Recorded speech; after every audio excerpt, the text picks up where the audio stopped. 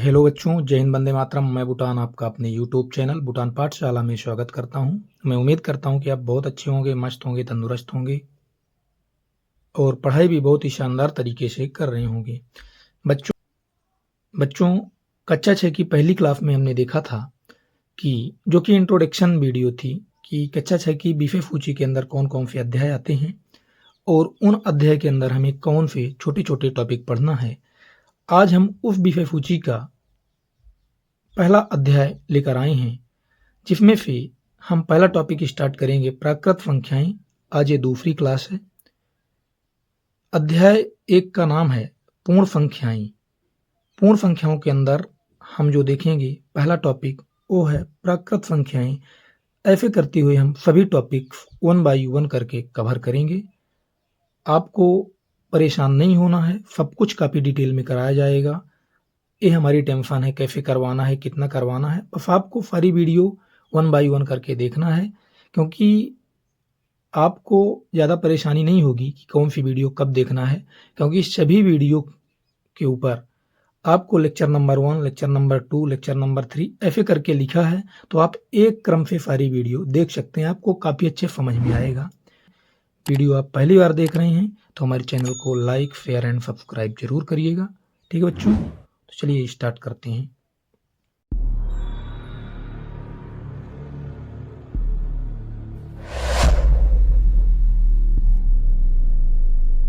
बच्चों आज से हम कक्षा 6 का अध्याय 1 स्टार्ट कर रहे हैं, जो कि है पूर्ण संख्याएं।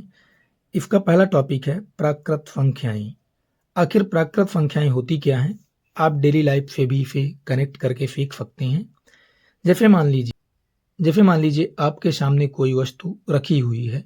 यहाँ आप देखिए, जैसे हमने यहाँ पेड़ बना दिया है। आपको अगर हम कहें कि इसकी गिनती करके बताइए कितने हैं, तो आप गिनती कैसे करेंगे? 1, 2, 3, 4, 5, 6। मतलब पेड़ों की संख्या कितनी है बच्चों? 6 है। क्या आप इसकी गिनती कभी 0 से स्टार्ट करेंगे? आपको कोई बोल दे कि बच्चों यहाँ पेड़ों की संख्या गिनकर बताइए कितने हैं, तो क्या आप ऐसा करेंगे कि बोलें 0, 1, 2, 3, 4, 5? नहीं, गिनती आप हमेशा कहाँ से स्टार्ट करेंगे? 1 से। मतलब गिनती मतलब कि अगर आपको सामने कोई वस्तु दिख रही है, क्योंकि जो दिख नहीं रही उसको तो आप गिन ही नहीं सकते, और जो दिख रही हैं गिनती उन्हीं की जा सकती है। जो आपको वस्तुएं दिख रही हैं उनकी गिनती करने के लिए अगर आपको बोला जाए तो आप कहाँ से स्टार्ट करेंगे? हमेशा 1 से। 1, 2, 3, 4, 5, 6। क्या 6 तक ही हो सकती हैं वस्तुओं की संख्या? ऐसा बिल्कुल भी नहीं है। इसके आगे 7 भी हो सकती है, 8 भी हो सकती है, 9 भी हो सकती है, 1000 भी हो सकती है, 2000 भी हो सकती है। मतलब है इसका कोई फिक्स नहीं है कहाँ तक जाएगा, ये अनंत तक जाएगी। ठीक है, इसका मतलब गिनती वाली संख्याएं कौन सी संख्याएं होती हैं? 1 से लेके अनंत तक। क्या 1 के पहले 0 को हम गिनती वाली संख्या कहते हैं? नहीं कहते, क्योंकि गिनती हमेशा 1 से स्टार्ट होती है। आप ध्यान से नहीं देख रहे हैं बच्चों, ध्यान से समझिए। मतलब कि वस्तुओं की संख्या को गिनने के लिए हम जिन संख्याओं का प्रयोग करते हैं वो कौन सी संख्याएं कहलाती हैं? प्राकृत संख्याएं। बच्चों समझ में आया? कितनी भी वस्तुएं हों, लेकिन उनको गिनने के लिए हम हमेशा 1 से ही गिनती स्टार्ट करते हैं। वस्तुओं की संख्या को गिनने के लिए हम जिन संख्याओं का प्रयोग करते हैं उन्हें क्या कहते हैं बच्चों? प्राकृत संख्याएं। आपको समझ में आ गया होगा। तो प्राकृत संख्याएं कौन सी संख्याएं होती हैं बच्चों? पहली बात हम लिखते हैं गिनती वाली संख्याएं। कौन सी संख्याएं होती हैं? गिनती वाली संख्याएं होती हैं बच्चों, प्राकृत संख्याएं। अब प्राकृत संख्याएं कहां से कहां तक होती हैं ये देख लेते हैं। गिनती वाली संख्याएं हैं प्राकृत संख्याएं, मतलब ये 1 से ही स्टार्ट होंगी, 0 या ऋणात्मक संख्याएं नहीं होगी, हमेशा 1 से ही आगे बढ़ेंगी। तो प्राकृत संख्याएं क्या होती हैं? प्राकृत संख्याएं क्या होती हैं? 1, 2, 3, 4, 5, 6, 7, 8, 9, 10। ऐसे तो बच्चों आप लिखते ही रह जाएंगे। इसे अब लिखना नहीं है, यहाँ 3 बिंदी लगा देना है और ऐसे करके छोड़ देना है और इसे इफ कोष्टक के अंदर बंद कर देना है। ठीक, इसे हम कहते हैं प्राकृत संख्याएं का समुच्चय। क्या कहते हैं? प्राकृत संख्याएं का समुच्चय। बात समझ में आई? आपको ध्यान क्या रखना है? प्राकृत संख्याएं गिनती वाली संख्याएं होती हैं, क्योंकि वस्तुओं की संख्या को गिनने के लिए प्राकृत संख्याओं का ही प्रयोग किया जाता है। और प्राकृत संख्याएं कहां से कहां तक होती हैं? 1 से स्टार्ट होती हैं और अनंत तक जाती हैं। ठीक है, इसके आगे आप 11, 12, 13, 14, 15, 16, 17 कुछ भी लिख सकते हैं। 1000, 2000, लाख, करोड़, इसके आगे कोई भी संख्या आ सकती है। बस प्राकृत संख्याओं में इतना ही है कि प्राकृत संख्याएं गिनती वाली संख्याएं कहलाती हैं और प्राकृत संख्याओं का समुच्चय 1 से स्टार्ट होता है और अनंत तक जाता है। बच्चों, आपको हमारे साथ साथ नोट्स जरूर बनाना है। आप यकीन मानिए, जितना हमारी क्लास में करवाया जाएगा, इसके बाहर आपके पेपर में कुछ भी नहीं आएगा। सब कुछ काफी विस्तृत तरीके से करवाया जाएगा। आपने देख लिया बच्चों कि प्राकृत संख्याएं 1 से स्टार्ट होती हैं और अनंत तक जाती हैं, इसमें 0 नहीं होता। अब हम देखते हैं बच्चों प्राकृत संख्याओं का पूर्ववर्ती और परवर्ती क्या होता है। ये बहुत ही महत्वपूर्ण कॉन्सेप्ट है। सबसे पहले हम बता देते हैं आपको कि पूर्ववर्ती और परवर्ती क्या होता है प्राकृत संख्याओं का, उसके बाद हम इस कॉन्सेप्ट को पढ़ेंगे। देखिए बच्चों, मान लीजिए आपने कोई प्राकृत संख्या ले लिया। क्या ले लिया? प्राकृत संख्या। कोई भी प्राकृत संख्या ले लिया आपने। प्राकृत संख्या क्या होती है बच्चों? आप जानते हैं। एक बात और बता दें बच्चों आपको, प्राकृत संख्याओं को हमेशा हम n से दिखाते हैं। किससे? प्राकृत संख्याओं को हमेशा हम n से प्रदर्शित करते हैं। आप प्राकृत संख्याओं का समुच्चय कह दीजिए या n लिख दीजिए, दोनों का एक ही मतलब होता है। ठीक है बच्चों,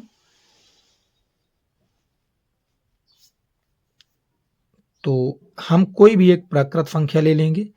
आप जानते हैं प्राकृत संख्या क्या होती है। अब हम इस प्रकार से प्राकृत संख्याओं को लिखेंगे। हिंदी में पूरा नहीं लिखेंगे, केवल इस चिन्ह के द्वारा दिखा देंगे।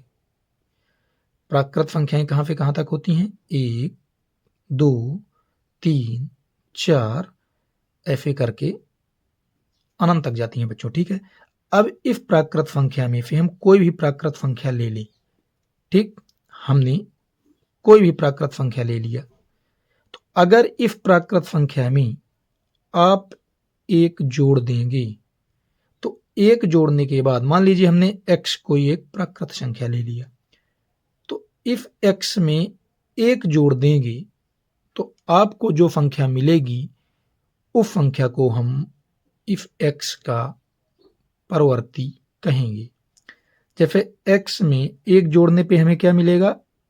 x plus 1। x में 1 जोड़ने पे हमें क्या मिला? x plus 1। तो x प्लस 1 को हम x का परवर्ती कहेंगे बच्चों। समझ में आया इतना? इसी प्राकृत संख्या में अगर आप ऋण 1 कर दें, मतलब x में 1 घटा दें, तो आपको क्या मिलेगा? x ऋण 1।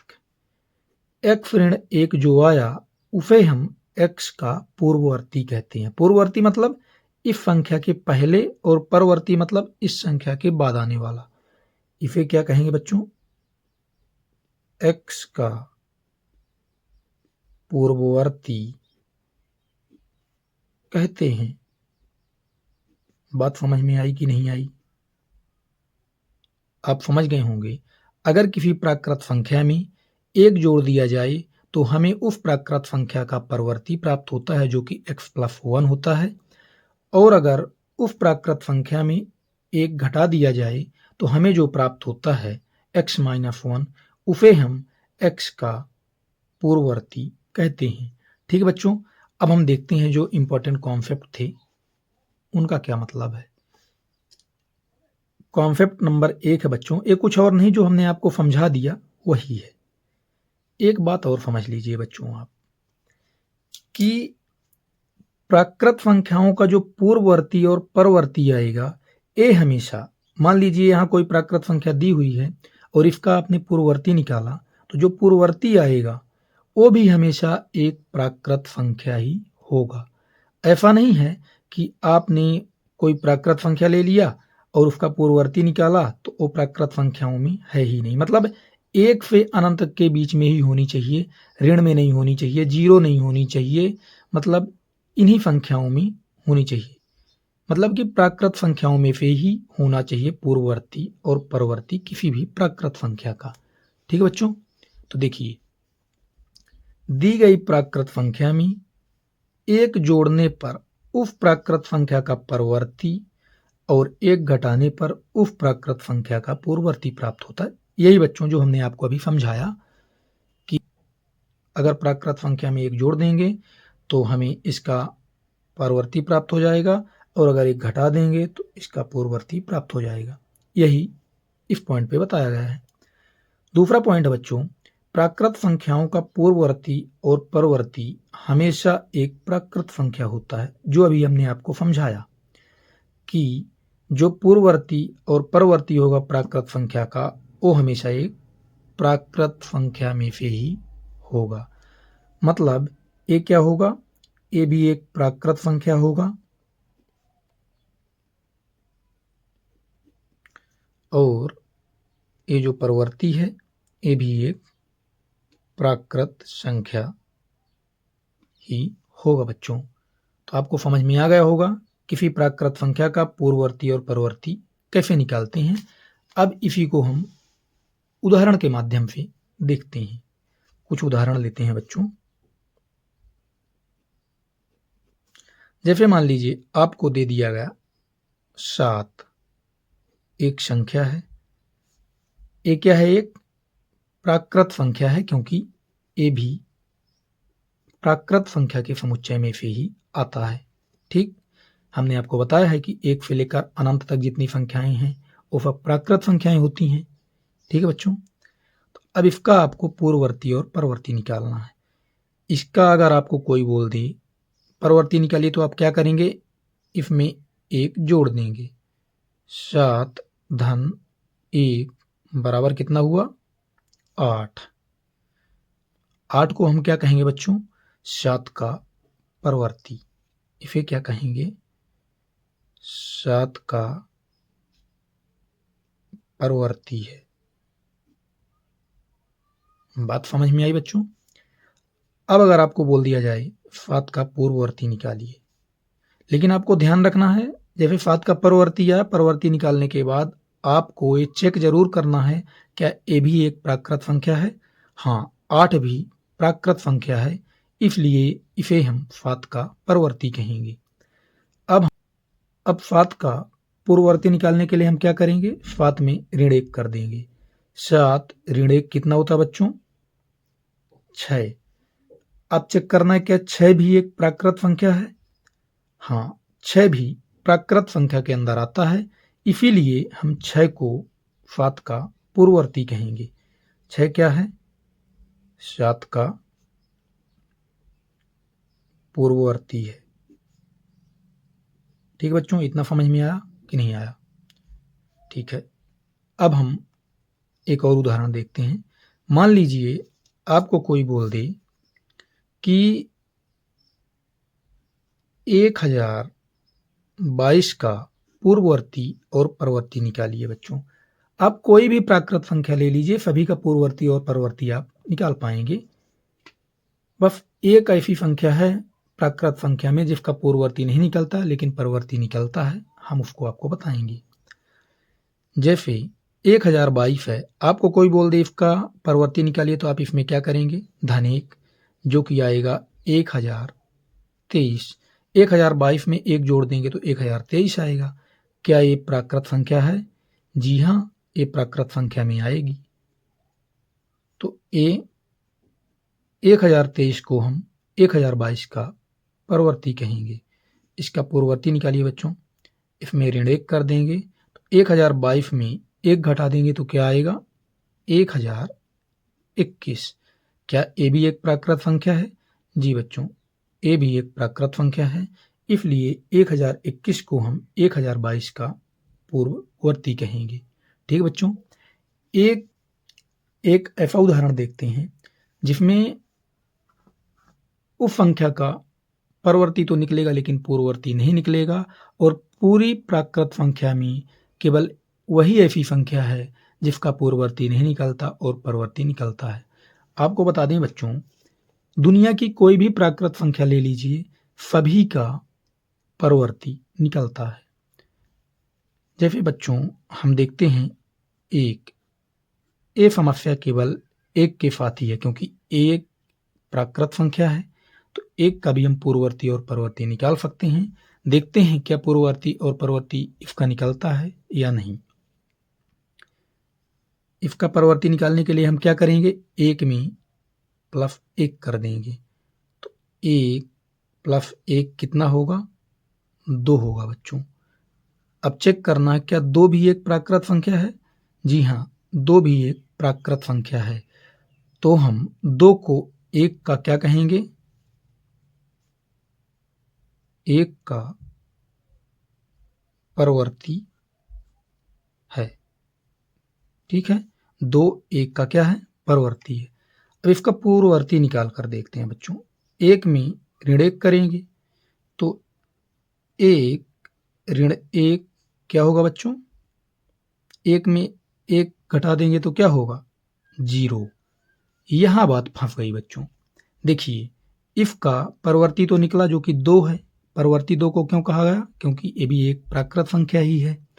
लेकिन 1 का जब हमने पूर्ववर्ती निकाला तो क्या आया? 0 आया। क्या 0 प्राकृत संख्या है?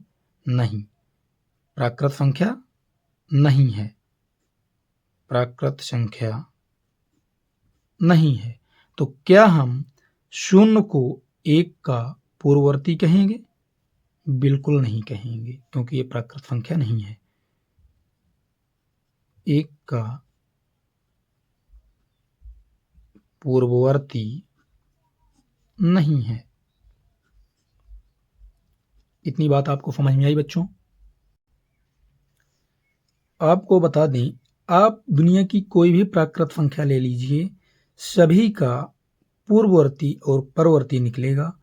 केवल एक ही ऐसी प्राकृत संख्या है जिसका परवर्ती तो निकलता है लेकिन पूर्ववर्ती नहीं निकलता। आपको ध्यान रखना है। ठीक, 1 का पूर्ववर्ती हम क्यों बोल रहे हैं नहीं निकलता? क्योंकि 1 का पूर्ववर्ती 0 आता है और 0 प्राकृत संख्या नहीं है, इसलिए हम कह रहे हैं कि 1 का पूर्ववर्ती नहीं निकलेगा और परवर्ती निकलेगा।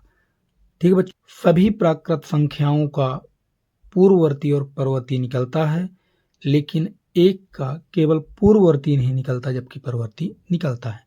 ठीक है बच्चों, आपको समझ में आ गया होगा पूर्ववर्ती और परवर्ती कैसे निकालते हैं प्राकृत संख्या का।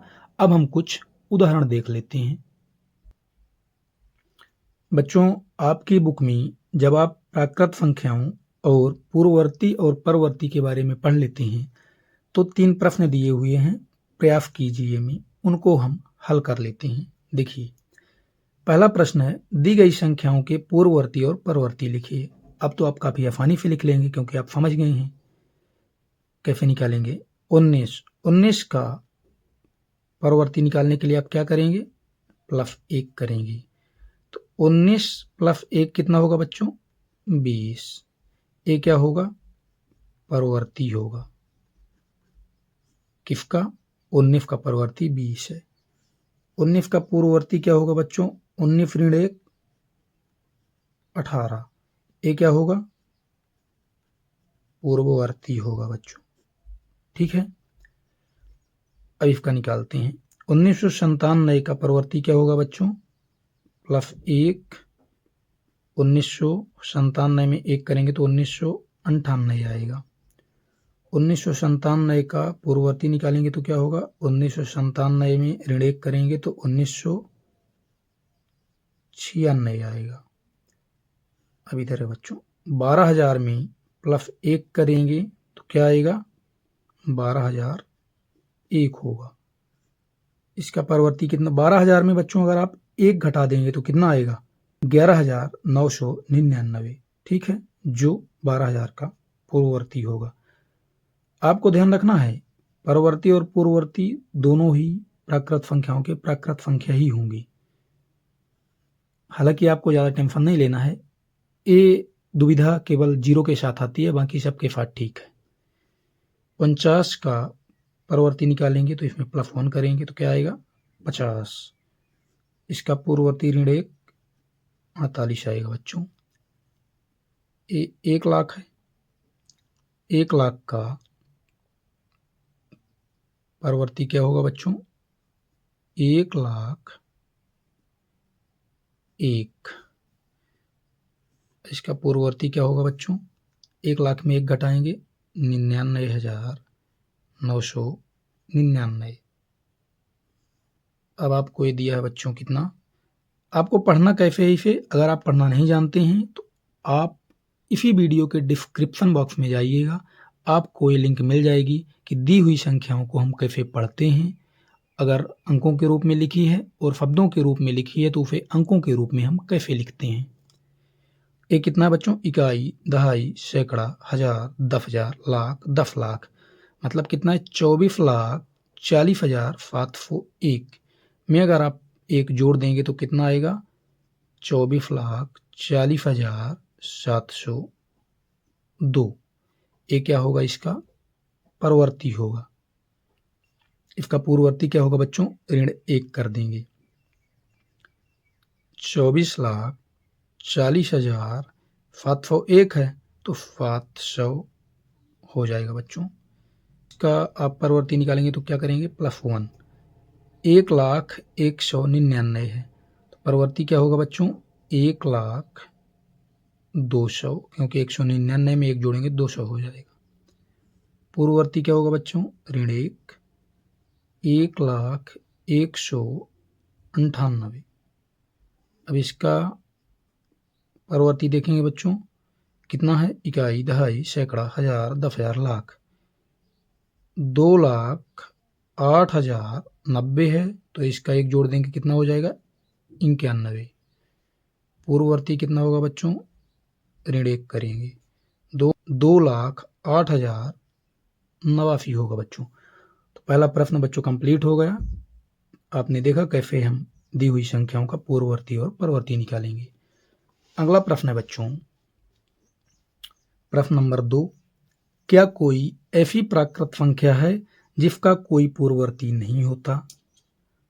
तो आपको हमने बताया केवल एक ऐसी प्राकृत संख्या है जिसका पूर्ववर्ती नहीं निकलता जबकि परवर्ती निकलता है।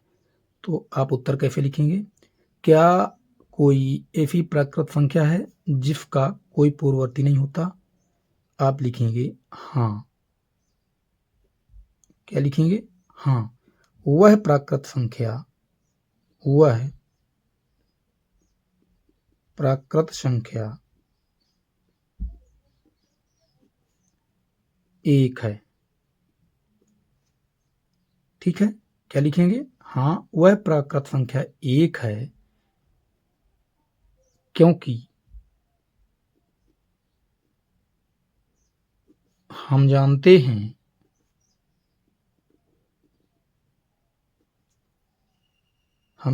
हैं कि किसी भी प्राकृत, ये आपको कारण लिख देना है।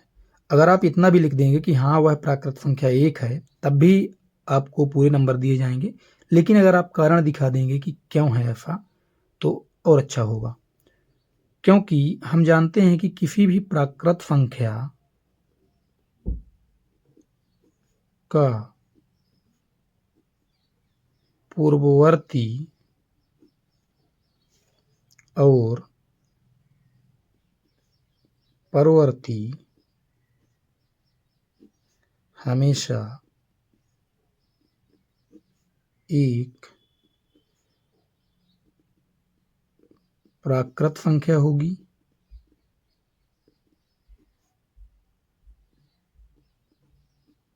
ठीक है।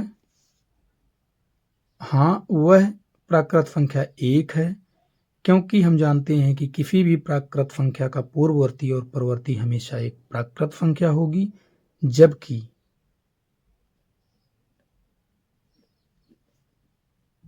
एक का पूर्ववर्ती शून्य है, जो कि प्राकृत संख्या नहीं है। ठीक है, इतना आपको लिख देना है कि हाँ, वह प्राकृत संख्या एक है, क्योंकि हम जानते हैं कि किसी भी प्राकृत संख्या का पूर्ववर्ती और परवर्ती हमेशा एक प्राकृत संख्या होगी, जबकि एक का पूर्ववर्ती शून्य है, जो कि प्राकृत संख्या नहीं है। इसलिए हम शून्य को एक का पूर्ववर्ती नहीं कहेंगे। ठीक है बच्चों, क्योंकि हम पूर्ववर्ती या परवर्ती उसी को कहते हैं दी हुई प्राकृत संख्या का, जो खुद भी एक प्राकृत संख्या होती है। ठीक है बच्चों, अब हम तीसरा प्रश्न देखते हैं बच्चों, जो है क्या कोई ऐसी प्राकृत संख्या है जिसका कोई परवर्ती नहीं है? इसका उत्तर लिखेंगे आप। इसमें दो प्रश्न हैं। क्या कोई ऐसी प्राकृत संख्या है जिसका कोई परवर्ती नहीं है? नहीं, ऐसी कोई प्राकृत संख्या नहीं है। एक ऐसी प्राकृत संख्या है जिसका पूर्ववर्ती नहीं निकलता, लेकिन अगर आपसे कोई पूछे कि ऐसी क्या कोई प्राकृत संख्या है जिसका परवर्ती ही नहीं निकलता? नहीं, ऐसी कोई प्राकृत संख्या नहीं है। दुनिया की कोई भी आप प्राकृत संख्या लेंगे, सभी का परवर्ती निकलेगा। आप खुद भी लेके कोई भी प्राकृत संख्या देख सकते हैं, सभी का परवर्ती निकलेगा। तो इसका उत्तर देंगे हम, क्या कोई ऐसी प्राकृत संख्या है जिसका कोई परवर्ती नहीं है? नहीं। कारण क्या लिखेंगे? क्योंकि सभी प्राकृत संख्याओं का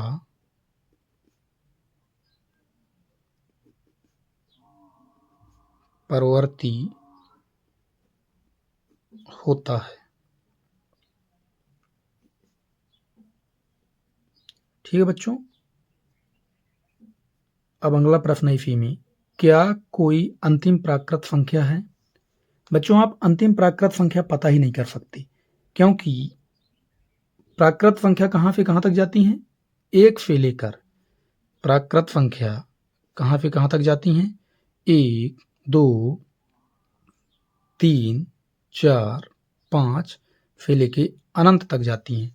मान लीजिए किसी ने आपको बता दिया कि 1000 सबसे अंतिम प्राकृत संख्या है, तो 1000 में आप एक जोड़ देंगे तो आपको एक अगली प्राकृत संख्या मिल जाएगी।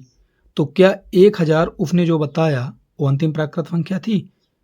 आपको दुनिया का कोई भी व्यक्ति अगर बोल देगा कि ये अंतिम प्राकृत संख्या है, जैसे ही उसमें आप एक जोड़ेंगे तो अगली प्राकृत संख्या मिल जाएगी। सबसे छोटी प्राकृत संख्या तो है एक। एक क्या है बच्चों? सबसे छोटी प्राकृत संख्या। लेकिन अगर आपसे कोई पूछे सबसे बड़ी प्राकृत संख्या क्या कोई है, तो आप बताएंगे, इसका उत्तर देंगे कि नहीं, ऐसा संभव ही नहीं है कि सबसे बड़ी प्राकृत संख्या पता की जा सके, क्योंकि जो भी सबसे बड़ी प्राकृत संख्या होगी उसमें अगर एक जोड़ देंगे तो हमें उसकी अगली प्राकृत संख्या मिल जाएगी। ऐसे में हम कभी ये बता ही नहीं पाएंगे कि सबसे बड़ी प्राकृत संख्या कौन सी है। तो क्या कोई अंतिम प्राकृत संख्या है? इसका उत्तर आप देंगे नहीं, क्योंकि सबसे बड़ी या अंतिम प्राकृत संख्या बताया ही नहीं जा सकता, नहीं जा सकता है। ठीक बच्चों, इस प्रकार से आपके प्रयास कीजिए में जो 3 क्वेश्चन दिए हुए हैं उनको आप कंप्लीट कर लीजिएगा। अब बाकी प्राकृत संख्या क्या होती है, प्राकृत संख्याओं का पूर्ववर्ती और परवर्ती कैसे निकालते हैं, ये आप काफ़ी अच्छे तरह सीख गए होंगे। अब बच्चों अगली क्लास होगी जिसमें हम देखेंगे पूर्ण संख्याएं क्या होती हैं, लेकिन प्राकृत संख्याओं के बारे में आपको पहले से जानकारी होनी चाहिए बच्चों। तो आप अगली क्लास देखने से पहले इस क्लास को जरूर देख लीजिएगा, बाकी आपको प्लेलिस्ट में एक क्रम में आपको सारी वीडियो मिल जाएंगी। धन्यवाद बच्चों।